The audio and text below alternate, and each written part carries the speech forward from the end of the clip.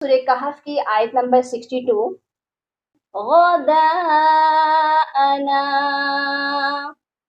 और अक्सर लोग इसको गदा ना पढ़ते हैं या पढ़ते हैं गदाअना, यानी अलिफ मद्दा को अलग पढ़ लेते हैं और हमजा को अलग पढ़ते हैं, तो ये दुरुस्त नहीं है।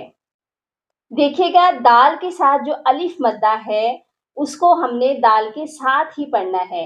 दाल को हम लंबा करेंगे गदा, और उसके बाद हमजा है उसको हमने सेपरेट पढ़ना है। ये पढ़ा जाएगा गदाअना। अच्छा, एक और बात, यहाँ पर जा का वक्फ है और अक्सर लोग समझते हैं कि यहाँ पर वक्फ लाजमी करना है। जा का मतलब है कि हमें इजाजत है कि हम यहाँ रुक सकते हैं, लेकिन मिलाकर पढ़ना ज्यादा बेहतर है।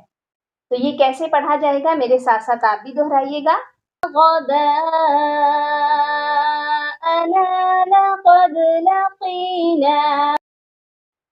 ओके जी, ठीक हो गया।